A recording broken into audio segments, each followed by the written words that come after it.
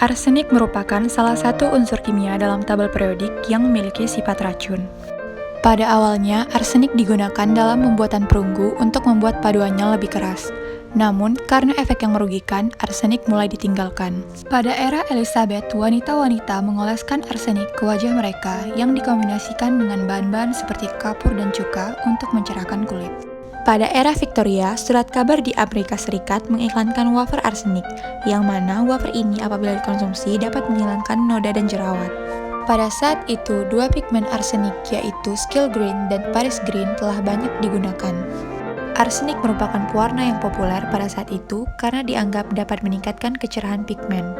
Namun, pada abad pertengahan, arsenik menjadi metode pembunuhan yang paling disukai, terutama di kalangan kelas penguasa di Italia. Arsenik adalah komponen alami kerak bumi yang berada pada konsentrasi rata-rata 2 mg per kilogram. Konsentrasinya ditemukan di semua media lingkungan, baik itu air, udara, maupun tanah.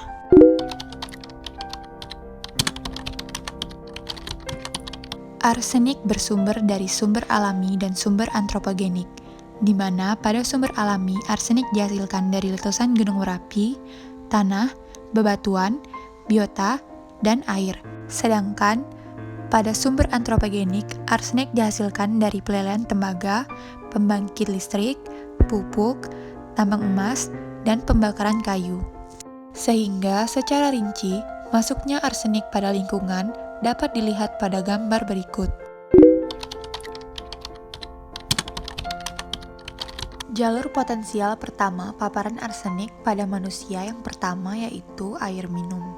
Air tanah merupakan sumber utama air minum yang mana konsentrasi arsenik di air tanah sangat tinggi, sehingga dikaitkan dengan berbagai efek negatif pada manusia. Pada air minum, arsenik dianggap sebagai salah satu penyebab kanker paling signifikan di dunia. The drinking water standard in the United States for the levels that we used to think were safe was 50 parts per billion, which sounds like a really tiny number, and it is. It's 50 micrograms, which is a millionth of a gram, for every liter of water. So it's a really, really tiny amount. And yet, we now know from epidemiology studies that that level is not safe. That if you drink that level for a lifetime, your disease risk is pretty substantial. With the previous arsenic drinking water standard of 50 parts per billion, it was thought that the cancer risk was as high as 1 in 100, meaning 1 in 100 people drinking arsenic at 50 parts per billion would develop cancer. Akhirnya, pada tahun 1992, Environmental Protection Agency merubah standar konsentrasi arsenik pada air minum, yang semula 50 part per billion menjadi 10 part per billion. Paparan potensial yang kedua yaitu industri manufaktur dan pengawet kayu. Sebagian besar arsenik yang digunakan dalam proses industri digunakan untuk produksi bahan pengawet kayu anti jamur. Insinerasi produk kayu yang diawetkan diolah dengan tekanan arsenat tembaga kromat dan menjadi sumber kontaminan arsenik pada lingkungan. Namun, menurut publikasi US Agency for Toxic Substance and Disease Registry, sejak 2003 penggunaan pengawet kayu yang mengandung arsenik telah dihentikan secara bertahap. Paparan potensial selanjutnya yaitu merokok. Beberapa laporan menunjukkan bahwa merokok dikaitkan dengan penurunan kemampuan untuk memetilasi arsenik yang tertelan. Penelitian sebelumnya juga menunjukkan bahwa perokok memiliki konsentrasi arsenik dan MMA pada urin yang lebih tinggi secara signifikan dibanding orang yang tidak merokok. Sebuah studi memperkirakan menghisap satu batang rokok sama dengan mengkonsumsi 0,25 mg arsenik. Paparan potensial selanjutnya yaitu makanan. Yes, arsenic in rice is a real thing. It's not some hippie blogger conspiracy theory. This poison and known carcinogen is commonly found in hazardous levels in one of the world's most popular staple foods. Organic arsenic is considered less dangerous, and it's commonly found in some seaweed and some shellfish where it's generally not a very big deal. Dan paparan potensial yang terakhir yaitu udara. Di udara, arsenik sebagian besar menempel pada partikulat materi dan biasanya hadir sebagai campuran arsenit dan arsenat. Namun, paparan arsenik melalui udara pada manusia umumnya terjadi pada konsentrasi yang sangat rendah. Proses masuknya arsenik di lingkungan ke dalam tubuh manusia dapat dilihat pada gambar berikut.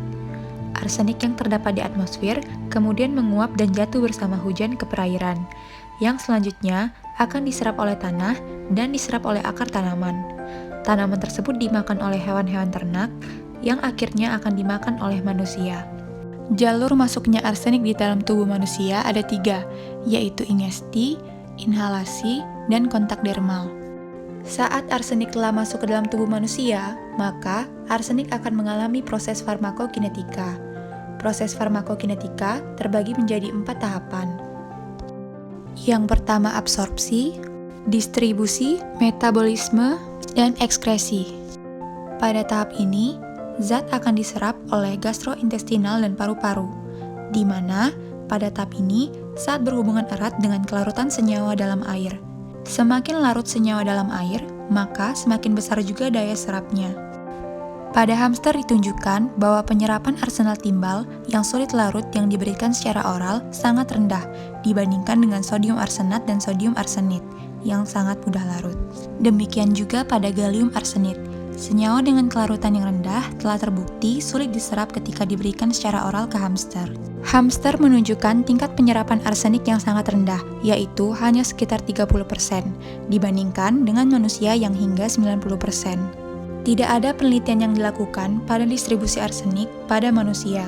Paparan arsenik trioksida secara inhalasi pada tikus telah menghasilkan distribusi arsenik ke hati, ginjal, kerangka, dan saluran pencernaan.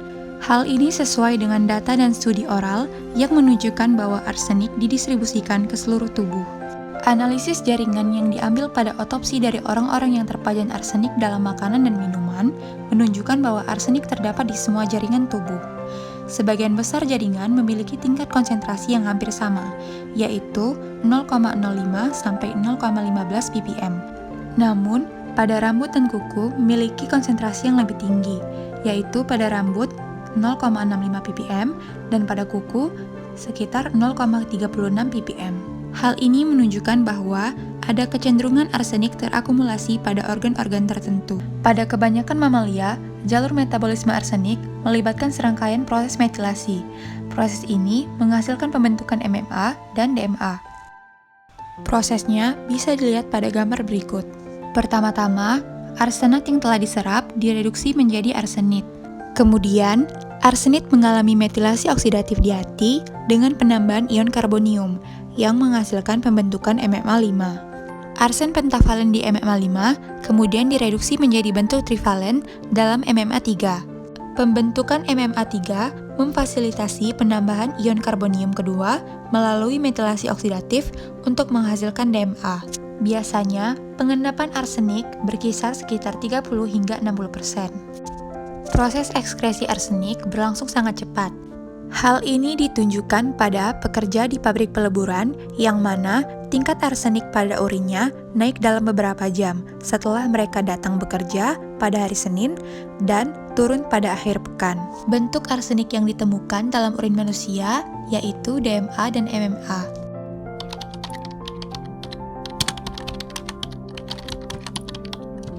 Pada saluran pencernaan, paparan arsenik menimbulkan beberapa gejala seperti mual, muntah, bibir yang terbakar, dan diare. Gejala ini biasanya tidak terdeteksi pada tingkat paparan di bawah 0,01 mg.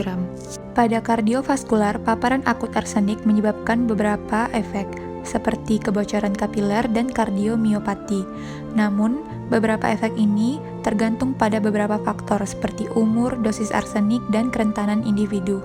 Pada paparan kronis, arsenik menyebabkan hipertensi dan menyebabkan Blackfoot disease, di mana wabah ini diakibatkan oleh masyarakat Taiwan yang meminum air yang telah terkontaminasi arsenik. Efek biologis selanjutnya yaitu pada neurologis, di mana neurologis merupakan target utama arsen, di mana efek neurologis bervariasi, mulai dari perubahan perilaku, hilang ingatan, dan kebingungan. Selain itu, paparan arsen juga dapat menyebabkan sindrom Guillain-Barré. Paparan arsen pada kulit ditandai dengan terjadinya pigmentasi dan keratosis.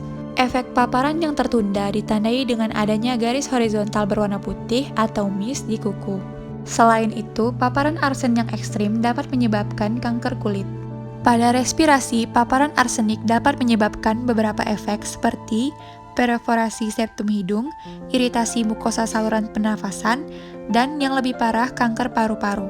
Dan yang terakhir, pada hematologi, paparan arsenik dapat menyebabkan trombositopenia, fulminant hemolisis intravaskular, dan anemia.